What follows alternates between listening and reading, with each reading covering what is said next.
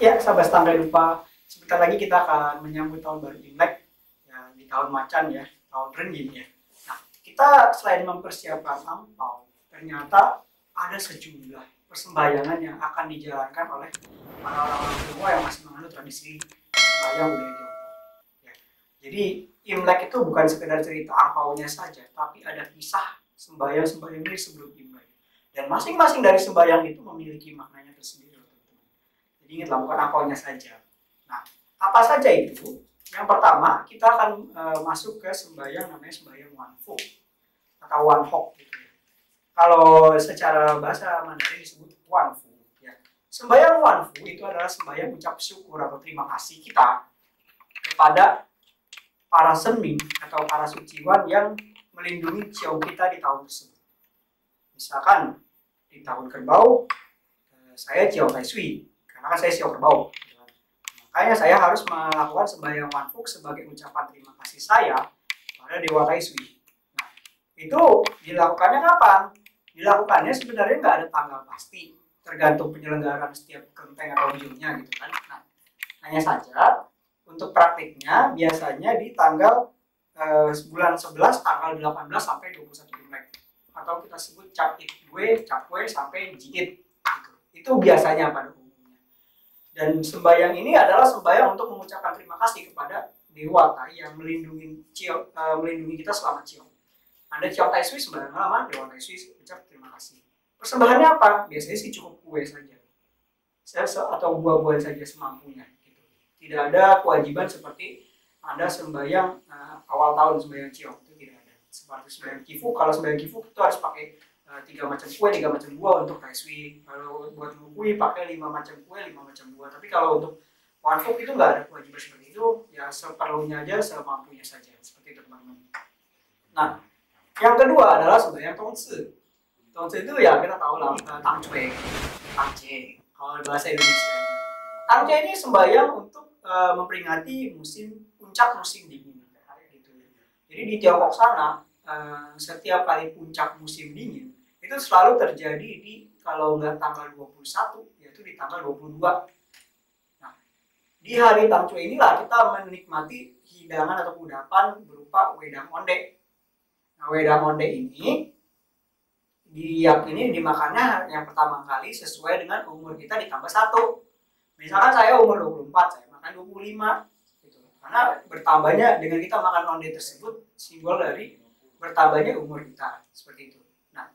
Di wedang onde ini juga melambangkan ada filsafatnya. Filsafatnya apa? Filsafatnya adalah persatuan dan kerukunan keluarga. Jadi kan kita makan onde itu nggak mungkin sesendirian. Kita kan makan bareng-bareng di meja gitu kan, kita makan sama-sama. Nah itu kita ketika di meja makan itu kita saling berkomunikasi lagi, hubungan yang udah jauh jadi dekat lagi. Itu jadi ada komunikasi dua arah lagi. Terbangun satu hubungan lagi. Jadi selain melambangkan panjang umur, juga bertambahnya umur plus kita menjalin relasi lagi dengan keluarga di tengah festival musim. Lalu ada yang namanya sembahyang gue. Nah, seringkali disalahartikan dengan penyebutannya sebagai gue.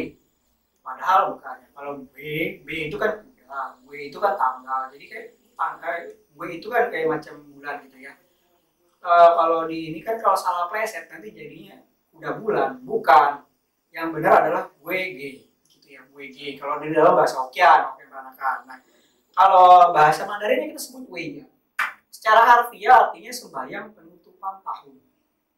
Jadi kalau di dalam kebudayaan orang Tionghoa itu ada yang disebut ya itu adalah siklus permulaan hari di mana mereka bekerja itu istilahnya. Kalau awal mula tahunnya atau tauyanya atau ya kita sebut Toya itu ada di Jigwejeji di tanggal 2 bulan 2 penanggalan Imlek. Nah, Weya atau Gue ini jatuhnya setiap tanggal 16 bulan 12 Imlek penutupan. Nah, setiap ya itu berlangsung setiap tanggal 2 dan tanggal 16 setiap bulan. Begitu teman-teman. Nah, sembahyang Gue ini sembahyang gue ini tujuannya untuk mengucap terima kasih kepada Dewa Bumi atau Hoktek Chengsin atas berkah yang telah diterima oleh kita selama 1 tahun. Kita selama hidup di bumi 1 tahun ini terus menikmati hasil bumi, terus menikmati kesehatan, berkah dan sebagainya. Kita ucap terima kasih lewat sembahyang. Nah, diadakannya setiap 12 bulan bulan 12 tanggal 16 gitu ya. Nah, persembahannya apa? Persembahannya sih tidak ada yang patokannya, tapi biasanya agak besar sembahyang ini. Karena ini adalah sembahyang ucap syukur, bisa dikatakan sembahyang syukuran. Tapi tergantung konten masing-masing. Biasanya sih ya yang pasti sudah ada buah-buahan, kue-kuean, hasil-hasil bumi itu pasti sudah ada gitu ya teman-teman. Nah, ada lagi yang namanya ayak abu dan mandi topekong. Ayak abu itu atau dan mandi topekong itu diadakan ada 2 versi. Yang pertama adalah di tanggal 18 bulan 12 Imlek. Yang kedua adalah di tanggal 24 bulan 12 Imlek setelah Dewa Dapur naik. Versi pertama menyebutkan sebelum dewanya naik, gua harus suka mandi dulu biar ganteng tuh dewa gitu. Versi kedua, tunggu dia naik dulu. Kalau udah naik baru kita mandiin, kan tak kosong tempatnya. Mana satu yang benar, yaitu kembali kepada kebudayaan masing-masing. Kita tidak bisa hakimi. Sebenarnya dua-duanya hakikatnya sama. Itu apa? Membersihkan kembali rupang atau sinci yang kita pakai setiap hari bersembahyang, itu kita bersihkan lagi. Yang mukanya udah pada cemong-cemong kena asapnya, ya minimal biar berseri lagi gitu kan. Dan kalau udah berseri lagi, udah cerah lagi, enak kita melihatnya gitu ya. Nah, tujuannya itu kita membersihkan secara total.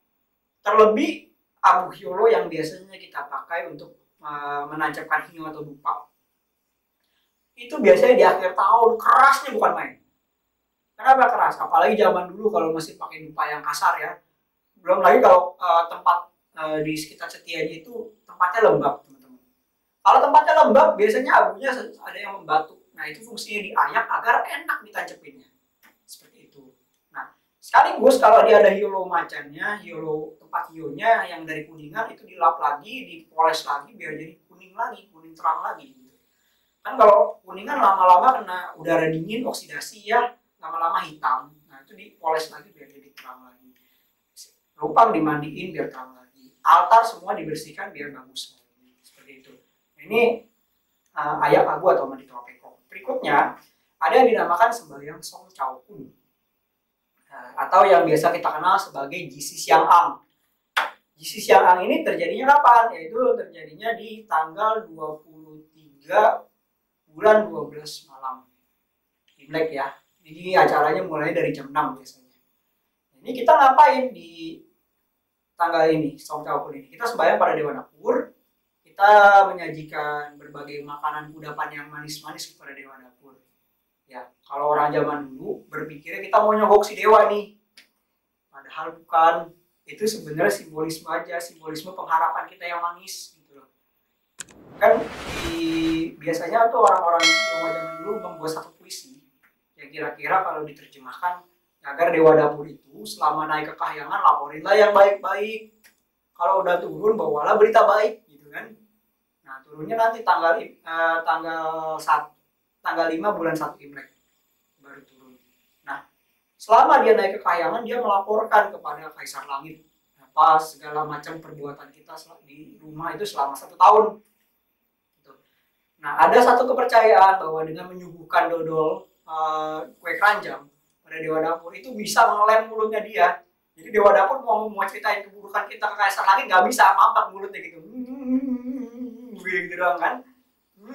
Nggak bisa ngomong, akhirnya cuma senyum-senyum doang dari Kaisar Langit ya. Akhirnya dia kasih berkah. Nah, itu enggak begitu. Dewa juga sakti kali, nggak bisa dibunuhin dengan cara seperti itu gitu kan.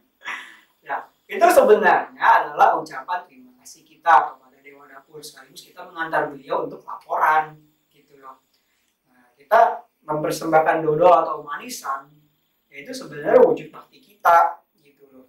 Dan biasanya yang unik dari sembahyang ini adalah selain kita sembahyang pada Dewa Dapur itu perlu dihantar dengan apa? Dengan sebuah kertas bergambar kuda yang kita sebut namanya kertas Sinbe.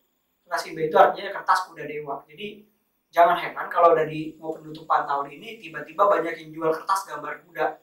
Nah, itu sebenarnya untuk dibakar satu pas acara Song Chao Kun ini. Karena Dewa Dapur akan naik tepat di jam 12.00. Jadi 00.00 tanggal 24 bulan 12 Imlek. Dia naik. Kita bakar bareng kertasnya itu, kertas kudanya. Dan biasanya kalau yang di rumahnya pakai lukisan Dewa Dapur yang ikut dibakar bersama kertas kimia yang lain-lain gitu ya. Nah, nanti Imlek setelah Imlek 5 hari, yaitu tanggal 5 bulan 1 baru Dewa Dapurnya turun lagi. Kita bakarkan lagi satu. Nanti gambar Dewa Dapur yang baru. Dan kita sebut juga Saung Campur ini adalah dengan kita menghantar Dewa Dapur, udah mulai masuk yang namanya tahun baru kecil atau Xiaonian Kuai. Jadi hawa-hawa Imlek udah mulai terasa dekat gitu ya. Nah, berikutnya adalah Hong Yin atau yang kita sebut sebagai Feng Yin. Hong Yin itu bisa dikatakan gini, zaman dulu waktu orang-orang pejabat-pejabat era dinasti dulu bekerja, mereka punya stempel sebagai bentuk legalitas mereka dalam tugas, gitu teman-teman. Nah, stempel ini akan ditutup 1 bulan sebelum Imlek dan 1 bulan setelah Imlek. Kira-kira seperti itu. Tapi nggak selalu 1 bulan. Dia biasanya menghitung hari baik untuk menutup stempel, menghitung hari baik lagi untuk buka stempel secara palsu. Nah, kemudian tradisi ini diserap kepada para medium dan juga para kelenteng yang mengeluarkan fu, yaitu surat perintah dewa. Gitu. Nah, surat perintah ini kan macam-macam. Ada yang untuk mengamankan satu lokasi, untuk membantu orang berdagang dan sebagainya. Tapi ketika itu ya cenglilah, harusnya mereka juga ada hari liburnya, masa semua harus kerja terus, capek gitu kan. Nah, gimana caranya? Makanya diadakanlah yang namanya Feng Yin. Feng Yin itu terjadi di tanggal setelah Jisi Xiang, tepat di tanggal 24 bulan 12 Imlek. Itu kita tutup stempel dengan kain merah. Kalau dewanya dewa kaisar biasa pakai kain kuning. Tapi kalau dewa-dewa umum kayak Guardian atau apa biasanya kain merah. Tetap ditutup kain merah. Tujuannya apa? Selama ditutup itu para dewanya libur tugas, gitu loh. Gak boleh memberkati gak boleh dibuat nanya apa segala macam, gak boleh. Bahkan tempat Ciamsi, tabung Ciamsi sama Sinpui yang buat tanya, Pak Wei kalau orang sini bilang tuh Pak Wei, untuk bertanya atau jawab ditutup dulu, disumpetin dulu lah. Jadi selama Feng Yin itu nggak boleh nanya. Buka lagi kain atau buka stempelnya kapan? Kainnya itu terjadi saat Ciagui Ciku atau tanggal 5 bulan 1 Imlek. Setelah Dewa Dapur turun, baru dibuka lagi. Barulah di situ para dewa bekerja. Ya, seenggaknya ada waktu libur sekitar 2 minggu. Para dewa tidak bekerja, gitu ya. Nah, lalu yang terakhir menjelang Imlek yang paling dekat dengan perayaan Imlek adalah sembahyang Sacap Mei. Sembahyang Sacap Mei ini adalah malam pergantian tahun. Ya, diadakan sembahyang kepada para dewa untuk menyambut datangnya pergantian tahun. Nah, ini juga malam Sacap Mei ini kita berkumpul bareng-bareng bersama anggota keluarga. Nah, kita ngumpul ngapain? Bukan sekedar ngumpul biasa aja, tapi kita bersih rumah juga. Karena di hari Imlek ada pantrangan tidak boleh nyapu. Katanya alasannya apa? Biar dewa rezeki udah ngasih hoki jangan disapu lagi, biar nginep dulu 1 hari. Padahal bukan seperti itu. Tujuannya adalah agar keluarga semua berkumpul, bisa kerja bakti, besok udah harinya senang-senang aja, jangan mikirin pekerjaan lagi pas Imlek. Jadi udah pokoknya urusan Imlek itu urusan kita senang, urusan kita merayakan, bukannya urus kita nyapu-nyapu, beres-beres, lap-lap, itu bukan waktunya lagi. Nah, di Sacap Mei sebelum sembahyang biasanya kita beres-beres rumah dulu, semua bersih. Jendela dilap, debu-debu dilap, semua disapu-sapu, dipel lagi. Besok udah nggak boleh. Kenapa? Agar fokus untuk perayaan. Kita hari ini di Sacap Mei itu beberes aja. Ya. Nah, itulah teman-teman semua rangkaian persembahyangan yang kita rayakan menjelang Imlek. Jadi memang ada banyak. Tapi semua punya makna filsafat, punya makna tersendiri yang bisa dijelaskan sesuai dengan penjelasan dari saya. Yang tadi saya jelaskan tadi. Jadi bukan artinya tradisi tanpa makna, tapi memang ada makna tersembunyi dari setiap tradisi tersebut. Ada ucap syukur, ada kebersamaan, ada kekeluargaan dan sebagainya. Nah, semoga dengan kita menjalankan tradisi ini, keluarga kita juga bisa semakin akur, kita nggak kehilangan jati diri kita sebagai orang Tionghoa. Juga Imlek kita jadi semakin terasa. Karena apa? Karena ada kebersamaan di antara kita. Di antara keluarga kita yang tadinya sudah mulai jauh, makin terasa. Demikianlah video kali ini. Jangan lupa like, subscribe, dan dan tinggalkan komentar terbaik Anda agar kami dapat terus berkembang dan berkarya. Sampai jumpa di video selanjutnya berikutnya.